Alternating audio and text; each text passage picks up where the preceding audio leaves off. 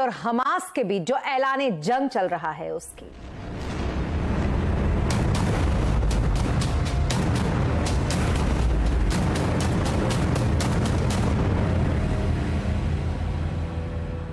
Israel पर Hamas के हमले के बाद जो ये लड़ाई भीषण हो गई है वो और भी ज्यादा भीषण होती जा रही है। लगातार गाजा में इजराइल का जो जवाबी हमला है वो जारी है।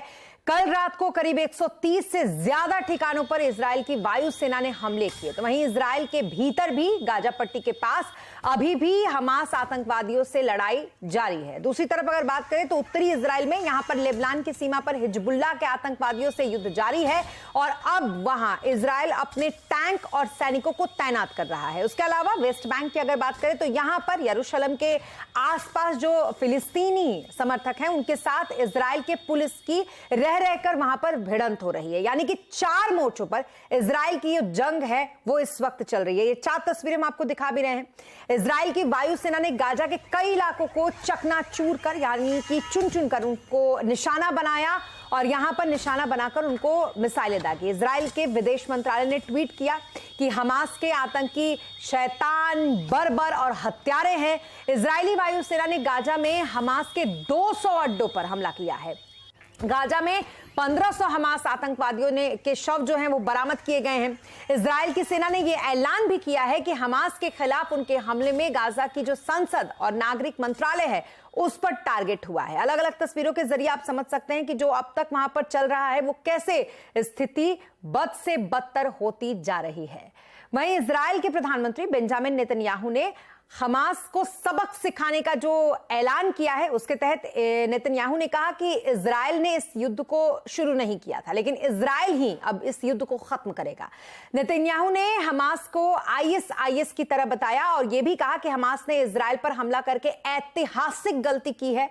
इजराइल इसकी ऐसी कीमत वसूलेगा जिसे दशकों तक दुश्मन याद रखेंगे।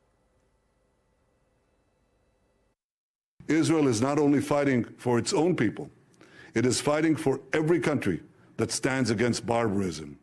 Israel will win this war, and when Israel wins, the entire civilized world wins. और इजराइल हमास का ताजा अपडेट क्या है ये बताने के लिए इजराइल के तेल अवीव से जुड़ रही हैं फर्स्ट पोस्ट की मैनेजिंग एडिटर पलकी शर्मा हमारे साथ।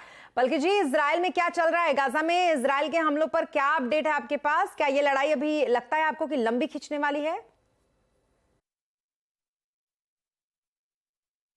जी, इस वक्त एक्शन ज़्यादातर गाज़ा की तरफ शिफ्ट हुआ है। कल जब हमारी फ़्लाइट लैंड हुई थी बेन गुरियन एयरपोर्ट में तेल अवीव में, उस वक्त सायरन्स की आवाज़ गूंज रही थी सेंट्रल और सदर्न इजराइल में। तो गाज़ा की तरफ से, हमास की तरफ से अटैक्स जारी थे, पर इजराइल का जैसे आप जानते हैं कि एक आयरन डोम सिस्टम है, डिफेंस सिस्टम, वो फाइनली काफ़ी इफ़ेक्टिव रहा और कल कोई ख़ासा डैमेज इजराइल की तरफ नहीं हुआ है। हालांकि मरने वालों की संख्या 900 से ऊपर चली गई है और करीब 2500 लोग घायल हैं, तो डेथ टोल बढ़ने की आशंका है।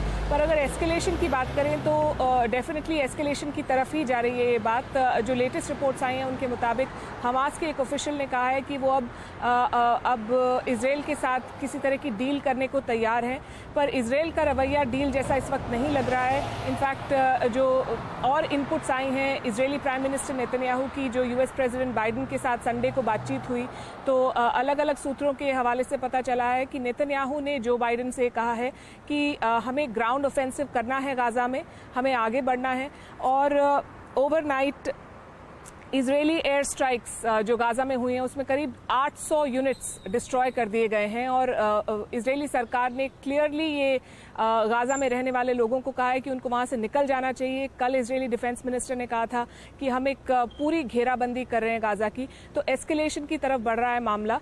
गौरतलब ये है कि ना इजराइल ना पैलेस्टाइन तेल का उत्पादन करते हैं, ना ही ये तेल के शिपमेंट्स में इन्वॉल्व हैं, पर क्योंकि ये वेस्ट एशिया में क्राइसिस है तो बाज़ार पे आप मुझसे बेहतर समझते हैं कि इम्पैक्ट ज़रूर होगा। तेल के दाम बढ़ रहे हैं और अगर ये एस्केलेशन लेबनान की तरफ जाता है जो कि इजराइल के नॉर्थ में है, हिजबुल्लाह की तरफ जाता है, कल हिजबुल्लाह चीफ का भी एक स्टेटमेंट था कि इजराइल के अनप्रोवोक्ड हमलों का हम जवाब देंगे। और हिजबुल्लाह का जो रिकॉर्ड है कि वो इस तरह की जब वार्निंग देते हैं तो उस पर अमल करते हैं, तो अगर ये उस तरफ बढ़ता है, अगर ये ईरान की तरफ बढ़ता है, तो और वॉलेटिलिटी की संभावना है। जी, बहुत शुक्रिया तमाम